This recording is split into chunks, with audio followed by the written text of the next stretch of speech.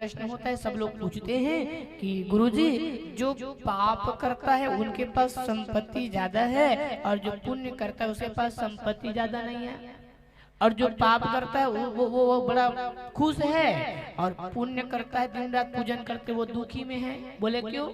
तो भैया यही से समझना, क्योंकि जो जो पाप कर्म करता है पहले तो उनको सुख दिखाई पड़ता है, बाद में जब उनको जब दुख दिखाई पड़ेगा उस समय कोई उनके साथ देने वाला नहीं होता है। जब भरत महाराज जब जाने लगा वन की ओर, जब जाने लगे तो उस समय हुआ क्या माताओं, उस समय ना एक राजा है, राजा जिसका नाम रहुगण है, और ये रहुगण राजा ना कथा सुनने के लिए जा रहे हैं। कहाँ? कपिल मुनि के आश्रम पर। और कपिल मुनि के आश्रम पर कथा सुनने के लिए जब जा रहे थे ना, तो चार लोग ना उनको पालकी में पकड़े थे। किसमें? पालकी में। आप मुझे एक बात बताना, धनुरा वाली माताएं, बहने, बंधु, भाई, मान लीजिए आप जा रहे हैं केदारनाथ। कहाँ जा रहे हैं? केदारनाथ कथा सुनने के लिए जा रहे हैं। और मान लीजिए आप कथा सुनने के लिए जा तो रहे हैं, लेकिन उस बीच में हुआ क्या कि एक घोड़ा गधा वहां है, और आप उस घोड़े और गधे के ऊपर आप ऊपर जा रहे हैं यात्रा करने के लिए। तो मुझे सच बताना, ये पुण्य आपको मिल रहा है कि घोड़े और गधे को मिल रहा है? ओ मैया, ये पुण्य आपको मिल रहा है कि घोड़े और गधे को मिल रहा है? जोर से बोलो ना। गधा ला कि हम ला? बोलो ना। हम सबको नहीं मिलेगा पुण्य, किसे मिलेगा?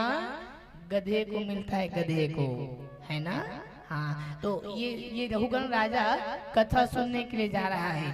किसमें बैठ करके? पालकी में। कितने लोग पकड़े उनको?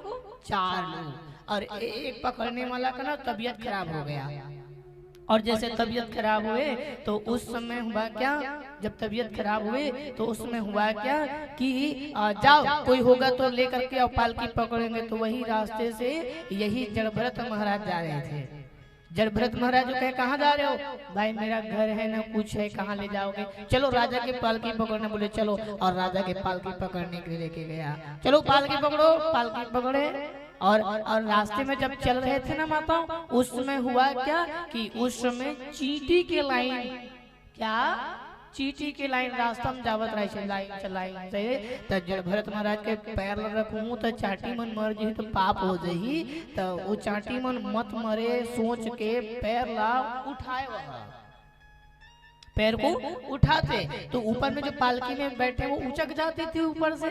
अरे ये कौन है जो चलने नहीं आ रहे? हम मनमोहन महाराज, नया हरे थे हरे। अच्छा चलो, अच्छा से चलो। बोले और चलने लगा। फिर चींटी के लाइन लगे, फिर पैर उठा दिए जड़भरत महाराज, फिर वो राजा उछल गए। कौन है? ये नीचे वाले जो एक जन नया आए थे, पकड़े, जोर से पैर से मार दिया, पालकी नीचे रखे और कहा, रहुगण राजा मुझे बताओ आप कहाँ जा रहे हैं? बोले मैं कथा सुनने के लिए जा रहा हूँ। किसके आश्रम पर? कपिल नारायण के आश्रम पर। राजा एक बात बोलूं? बोलो ना। अब ज्ञानी व्यक्ति बोलता है, ज्ञानी व्यक्ति हर एक के व्यक्ति की जगह बड़बड़ाता नहीं है। ज्ञानी व्यक्ति बड़बड़ाता नहीं है, वो कम बोलता है लेकिन अच्छा बोलता है।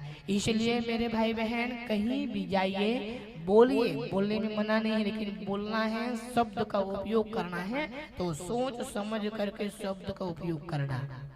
बोले क्यों? क्योंकि यही शब्द हमें कहता है आइए, और यही शब्द कहता है हमें जाइए।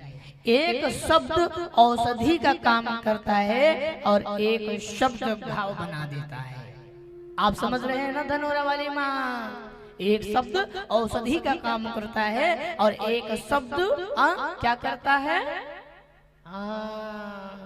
बीमारी, रोग। इसलिए शब्दों का प्रयोग सोच समझ के करना चाहिए। एक शब्द औषधि करता है, एक घाव कर देता है। मैं अच्छा ही बोला तो ऐसे कभी नहीं बोलना। कभी कभी आपके शब्दों में भी किसी का दिल दुख सकता है, इसलिए एक शब्द बोलिए लेकिन तोल के बोलिए, अच्छे से बोलिए। जड़ भरत महाराज ज्ञानी है, अभी तक बोला नहीं, अब बोलने लगा जड़ भरत महाराज रघुगण राजा से। कहाँ जा रहे हो? कथा सुनने के लिए जा रहा हो। आपको पता है राजन, आप एक जीव को दुख देते हुए कथा सुनने के लिए जा रहे हैं, ये कथा श्रोता का लक्षण नहीं हो सकता।